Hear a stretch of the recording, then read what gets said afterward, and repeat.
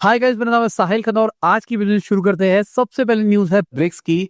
तो ब्रिक्स ने पहली बार इंडियन रुपी बॉन्ड रिलीज करे हैं। ये बहुत ही बड़ी बात है भाई। कहीं ना कहीं ब्रिक्स से अप्रूवल आ रहा है इंडियन करेंसी का।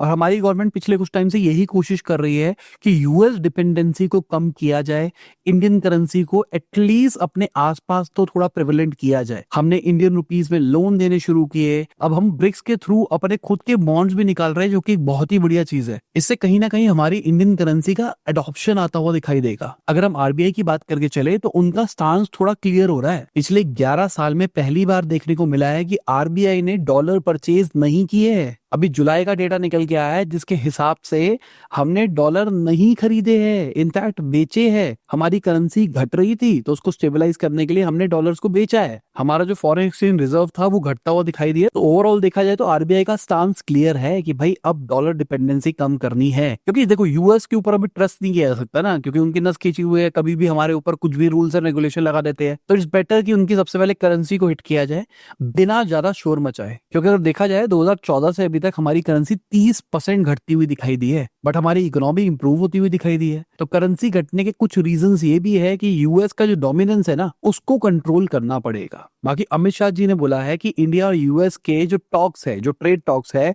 वो जल्दी ही अनाउंस हो सकते हैं। अभी यूएस वाले वापसी आ गए हैं, ट्रेड डिस्कशन चल रही है। 1-2 हफ्ते के अंदर ये चीज क्लियर होती हुई दिखाई देगी। पहले भी ये कहा जा रहा था कि दिवाली के आसपास हमको ये चीज सुनने को मिलने वाली है कि ट्रेड डिस्कशन कंप्लीट हो जाएगी। अभी भी वैसा ही दिखाई दे रहा है। लेट्स सी क्या होता है, क्योंकि अमित शाह जी ने एक और चीज को क्लियर किया है कि भाई हमको जहां से सबसे सस्ता ऑयल मिलेगा हम वहीं से लेंगे, चाहे वो रशिया हो, चाहे वो यूक्रेन हो, चाहे कुछ भी हो। पाकिस्तान के साथ नहीं करेंगे क्योंकि उनके पास खुद का ऑयल रिजर्व नहीं है। बाकी कल का मैच भाई बहुत जबरदस्त था। मेरी बेटी तो बहुत ज्यादा खुश थी। अगर सच्ची बात बताऊं तो इस टाइम मैं रात को 1 बजे शूट कर रहा हूँ। मैच खत्म होने के बाद मैं वीडियो शूट करके टीम को दे रहा हूँ, क्योंकि मैच बहुत इंटरेस्टिंग था। बाकी यूक्रेन वालों की बात करके चले तो उन्होंने $90 बिलियन की आर्म्स डील साइन करी है यूएसए के साथ। डोनाल्ड ट्रम्प यही तो चाहते हैं और यूक्रेन वाले कर रहे हैं। और शायद यही रीजन है कि जेलेंस्की अभी खुले हुए थे कि भाई रशिया अब तुम बच के रहो, हम तुम्हारा ये कर देंगे वो कर देंगे।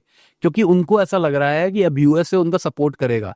भाई यूएसए किसी का सपोर्ट नहीं करता, किसी का सगा नहीं है वो। बस अभी क्या है, $90 बिलियन की आर्म्स डील की अनाउंसमेंट हो गई है। इस चक्कर में लग रहा है कि भाई अब यूएस हमारा साथ देगा। बट यूएस तो चाहता है ना तुम लड़ो भाई, हमसे और हथियार खरीदो। बाकी रिपोर्ट्स बता रही है जो सेमीकंडक्टर इंपोर्ट्स है उसके ऊपर डोनाल्ड ट्रम्प का क्या प्लान है। वो चाह रहे हैं 1:1 रेशियो की तरफ स्टार्टिंग के अंदर जाया जाए कि भाई आप जितनी सिलिकॉन चिप्स यूएस के अंदर बनाते हो उतनी इंपोर्ट करो, कोई दिक्कत नहीं है।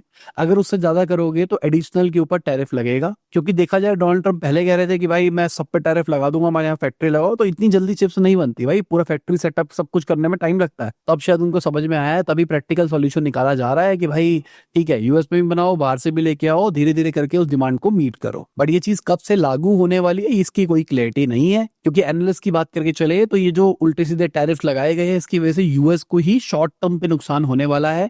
अगर सब कुछ अच्छा प्ले आउट होता तो लॉन्ग टर्म में यूएस के लिए बेनिफिशियल हो सकता है। बाकी वीडियो में जाने से पहले आपको याद दिलाना चाहूंगा, अपने लाइक का बटन नहीं दबाया, लाइक का बटन दबा दो, चैनल को सब्सक्राइब। मैं ऐसी ही डेली बिजनेस आपके लिए लाता रहता हूँ। बाकी इंडिया की बात करके चले तो टीसीएस ने जब से H1B वीजा के हाइक की अनाउंसमेंट हुई है 97,000 करोड़ से ज्यादा की मार्केट कैप खोई है भाई। और पिछला हफ्ता अगर देखा जाए तो पूरा लाल ही दिखाई दिया था, कॉन्स्टेंटली मार्केट लाल ही दिखाई दी थी। और खाली टीसीएस का हाल बुरा नहीं था, आईटी स्टॉक्स में मेजरली बुरा हाल दिखाई दे रहा था। इन्फोसिस 38,000 करोड़ से ज्यादा घटता हुआ दिखाई दिया था। बैंकिंग की बात करके चले तो एचडीएफसी बैंक भी 33,000 करोड़ से ज्यादा घटता हुआ दिखाई दिया। और आईसीआईसी बैंक तो ऑलमोस्ट 30,000 करोड़ के आसपास घटता हुआ दिखाई दिया। इसके अलावा जो फार्मास्यूटिकल है उसमें भी नेगेटिव सेंटिमेंट दिखाई दे रहे हैं और माना जा रहा है कि इस हफ्ते भी दिखाई देंगे, क्योंकि डोनाल्ड ट्रम्प ने 100% टैरिफ लगा दिया है फार्मास्यूटिकल के ऊपर, या जेनरिक मेडिसिन को छोड़ा गया है और मार्केट पूरी ट्रेंड के ऊपर चलती है तो वही दिखाई देगा। बाकी एक्सेंचर की बात करके चले तो उन्होंने 11,000 एम्प्लॉइज को ले ऑफ की बात करी है। क्या रीजन है इसके पीछे? रीस्ट्रक्चरिंग। कंपनी ने रीस्ट्रक्चरिंग प्रोग्राम निकाला है जिसके चक्कर में अपने ग्लोबल वर्कफोर्स को हटा रहे हैं। और कितनी कॉमन चीज हो गई है रीस्ट्रक्चरिंग के नाम पे लोगों को निकालना। क्योंकि देखो अब डायरेक्टली अब निकाल नहीं सकते कि भाई एआई आ रहा है या डोनाल्ड ट्रम्प की नस खींची पड़ी है, ऐसा हो रहा है, वीजा के ऊपर चीजें हो रही है, करेंसी फ्लक्चुएशन हो रही है। आपको सीधा बोलना है भाई वी आर रीस्ट्रक्चरिंग। ये चीज थोड़ी टेक्निकल भी लगती है और लोगों को समझ में भी नहीं आती है। बाकी फ्लिपकार्ट की बात करके चले तो जल्दी ही उनका अप्रूवल आ सकता है।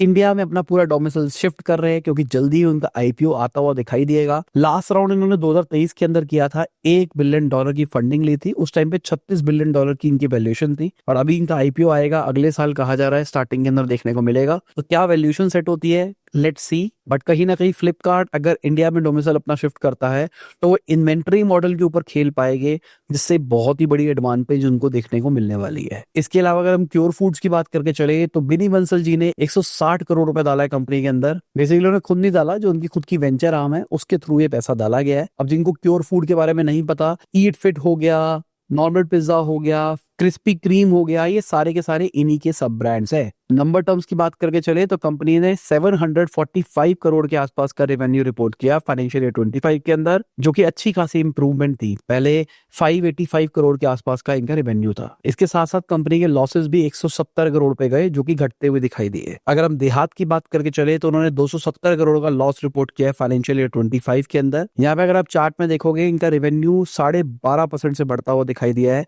जिसके पीछे एक्सपेंसेस भी बढ़े पर उतने नहीं बढ़े, जिसके चक्कर में लॉसेस कंट्रोल होते हुए दिखाई दिए है, बट फिर भी उतने कंट्रोल नहीं हुए। कंपनी ₹1 कमाने के लिए ₹1.08 खर्च करती है। आरओसीई -36% का है भाई। एबिटा मार्जिन की बात करके चले तो -5.78% का है। कंपनी के पास में 1149 करोड़ की इस टाइम पे करंट एसेट्स है, जिसके अंदर 78 करोड़ कैश और बैंक बैलेंस है। इसके अलावा अगर हम इनोवेट की बात करके चले तो भाई इनका प्रॉफिट 97% घटता हुआ दिखाई दिया है, 1.2 करोड़ पे पहुंच गया फाइनेंशियल ईयर 25 के अंदर। एक्चुअली ये लॉस होता अगर इनके डेफर्ड टैक्सेस को हटा दिया जाए तो भाई कंपनी ने लॉस रिपोर्ट किया होता। फाइनेंशियल ईयर 24 के अंदर कंपनी ने 10.6 करोड़ का प्रॉफिट बिफोर टैक्स रिपोर्ट किया था और अभी कंपनी ने 3.2 करोड़ का लॉस बिफोर टैक्स रिपोर्ट किया है। अब जिनको डेफर्ड टैक्सेस नहीं पता, इसका मतलब क्या होता है, जैसे कि मान लो आज मैं बिजनेस कर रहा हूँ तो बिजनेस करने में भाई लॉस तो होता ही है।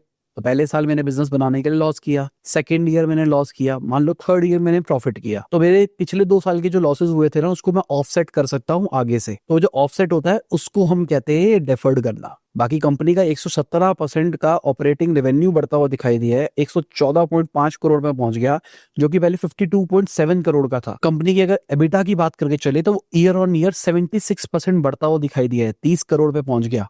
एबिटा मार्जिन 24% का है और कंपनी फाइनेंशियल ईयर 26 के अंदर एबिटा मार्जिन को डबल करने का प्लान कर रही है 60 करोड़ पे। तो ओवरऑल देखा जाए तो नंबर्स ठीक दिखाई दे रहे हैं। कंपनी ने लॉस रिपोर्ट किया है बट एबिटा लेवल पे कंपनी अभी पॉजिटिव है। लेट्स सी आगे के नंबर कैसे जाते हैं। भाई इनको ओयो बैक करते हैं। 2019 के अंदर 220 करोड़ रुपए डाला था इन्होंने इनोवेट के अंदर, जहां पर 88.3% ओयो ने खरीद लिया था। जल्दी ही ओयो का आईपीओ आने वाला है। लेट्स सी वैल्यूएशन क्या होती है, 7 से 8 बिलियन डॉलर कही जा रही है। बाकी स्पिनी की बात करके चले तो 423 करोड़ का लॉस रिपोर्ट किया इन्होंने फाइनेंशियल ईयर 25 के अंदर। यहाँ पे अगर आप चार्ट में देखोगे तो 25% भाई रेवेन्यू बढ़ता हुआ दिखाई दिया है, जो कि अच्छी चीज है, अच्छे लेवल पे रेवेन्यू बढ़ा है और इनके लॉसेस भी 28% से कम होते हुए दिखाई दिए है, जो अगेन अच्छी चीज है। बट क्या ये जस्टिफाइड है या नहीं है? कंपनी आज ₹1 कमाने के लिए ₹1.11 खर्च करती है। बाकी देखते हैं आगे इनके नंबर्स कैसे रहते हैं। बाकी रिलायंस की बात करके चले तो उन्होंने बालाजी टेलीफिल्म्स के अंदर अपने स्टेक्स को कम किया है। फाइनेंशियल ईयर 24 के अंदर 24.82% थे, ऑलमोस्ट 25% इन्होंने 2017 के अंदर बालाजी टेलीफिल्म्स के लिए थे 413 करोड़ के अंदर, और अभी फाइनेंशियल ईयर 25 के डेटा के हिसाब से वो 21.07% रह गए। बेसिकली इन्होंने अपनी होल्डिंग को घटाया है पर उतना ज्यादा नहीं घटाया है। रिसेंटली ऑल्ट ऐप बैन होती हुई दिखाई दी है, जो कि बालाजी टेलीफिल्म्स का ही प्रोडक्ट था। बट पहली चीज क्लियर कर देता हूँ, बालाजी टेलीफिल्म्स बहुत बड़ा कंपनी है जो सीरियल्स भी बनाती है, मूवीज भी बनाती है, बहुत कुछ करती है। ऑल्ट बालाजी इनकी ओटीटी ऐप थी जिसको गवर्नमेंट ने रिसेंटली बैन किया कि भाई वहां पर अश्लील कंटेंट आता है। बाकी इन्होंने नेटफ्लिक्स वालों के साथ में डील कर ली थी, कुछ कंटेंट अब नेटफ्लिक्स पे भी शायद दिखाई देगा, कुछ शायद यूट्यूब पे दिखाई देगा। लेट्स सी क्या होता है। बाकी अडानी ग्रुप की बात करके चले तो उन्होंने सहारा ग्रुप के 88 से ज्यादा प्रॉपर्टीज को एक्वायर कर लिया है। बेसिकली सहारा ग्रुप बहुत ज्यादा टाइम से केस के अंदर चल रहा था, जहां पर सुप्रीम कोर्ट ने उनको 24,000 करोड़ से ज्यादा देने के लिए कहा था, जिसमें से 16,000 करोड़ रुपया सहारा ग्रुप ने डिपॉजिट भी करा दिया था, जो कि सेबी सहारा रिफंड अकाउंट के अंदर पड़ा है, जिसमें से बहुत सारे लोगों ने लिया ही नहीं है। नवंबर 2023 के अंदर सुब्रतो रॉय जी की डेथ हुई, उसके बाद इस प्रोसीडिंग को और फास्ट किया गया। अडानी ग्रुप को रियलाइज हुआ कि भाई सस्ते में मिल रहा है, उन्होंने उठा ली भाई प्रॉपर्टीज। बाकी टाटा कैपिटल की बात करके चले तो 6 अक्टूबर को उनका आईपीओ ओपन होता हुआ दिखाई देगा। 17,200 करोड़ का ये आईपीओ होने वाला है। यहाँ पे 9,600 करोड़ से ऊपर का भाई ऑफर फॉर सेल है। टाटा सन्स करंटली 88.6% ओन करते हैं टाटा कैपिटल के, तो वो ऑफलोड कर रहे हैं भाई। सिंपल सी बात, उनको जरूरत नहीं है ना, कंपनी ऑलरेडी प्रॉफिटेबल है, ये एक तरह का लिक्विडेशन प्रोसेस ही है इनके लिए। बाकी जो पैसा फ्रेश इशू से आने वाला है उसको टाटा कैपिटल के टीयर 1 कैपिटल बेस को एक्सपैंड करने के लिए यूज किया जाएगा ताकि लोन वगैरह वाले बिजनेस को और बढ़ाया जा सके। बाकी टाटा कैपिटल ने फाइनेंशियल ईयर 25 में 28,313 करोड़ का रेवेन्यू रिपोर्ट किया, जहां पे पैट था 3655 करोड़ का। ये अच्छी खासी इंप्रूवमेंट थी फाइनेंशियल ईयर 24 से अगर कंपेयर करके चले तो। बाकी JSW की बात करके चले तो BYD Xiaomi से बात कर रहे हैं इंडिया लॉन्च की। तो बेसिकली इनकी दो स्ट्रैटेजीज है। एक है भाई अपनी खुद की गाड़ी निकालनी है, अभी बहुत बढ़िया फैक्ट्री लगाई है उन्होंने। 2030 तक इनका प्लान है कि 25 नए मॉडल्स ये निकालेंगे, यहाँ पे ईवी भी देखने को मिलेगी, प्लग इन हाइब्रिड भी देखने को मिलेगी, रेंज एक्सटेंडर्स भी देखने को मिलेगी। इसके अलावा ये चाह रहे हैं कि भाई BYD को अगर इंडिया में फैक्ट्री लगानी है तो भाई आओ हमारी फैक्ट्री का यूज करो, अपनी गाड़ियां बना के बेचो, जिससे कहीं ना कहीं BYD वालों को फायदा होगा और इनको भी फायदा होता हुआ दिखाई देगा। इन्होंने वोल्क्सवैगन रेनॉल्ट से भी बात करी है कि भाई आओ मेरे साथ में पार्टनरशिप करो। ये जो पार्टनरशिप है इक्विटी बेस्ड नहीं होने वाली। यहाँ पर बात करा जा रहा है कि भाई हम आपकी टेक्नोलॉजी और कंपोनेंट्स को लीज और रॉयल्टी के ऊपर लेके और हम अपना आगे काम करेंगे। बाकी BYD की गाड़ी हो सकता है अगले साल हमको देखने को मिले, जो रिपोर्ट्स कह रही है SUV मॉडल होने वाला है। 20 से 25 लाख के बीच में प्रीमियम मॉडल निकालेगी। फ्यूचर के अंदर 8 से 9 लाख वाली गाड़ियां भी निकाली जाएगी जो कि टैक्सी फ्लीट्स के अंदर यूज होगी। तो लेट्स सी क्या होता हुआ दिखाई देता है। मैं पर्सनली चाहता हूँ कि भाई BYD के साथ पार्टनरशिप हो, BYD इंडिया में गाड़ियां बेचे। कहीं ना कहीं मार्केट में कंपटीशन चाहिए मेरे हिसाब से। बाकी FPIs की बात करके चले तो भाई पिछले हफ्ते 15,000 करोड़ रुपया बेचा गया है भाई, जिसमें से 12,734 करोड़ रुपीस इक्विटी मार्केट से निकाला गया है। ये डोनाल्ड ट्रम्प ने अनाउंसमेंट करी है, उसका कहीं ना कहीं इंपैक्ट देखने को मिला है। इसके अलावा अगर हम EA की बात करके चले, EA स्पोर्ट्स, तो EA वाले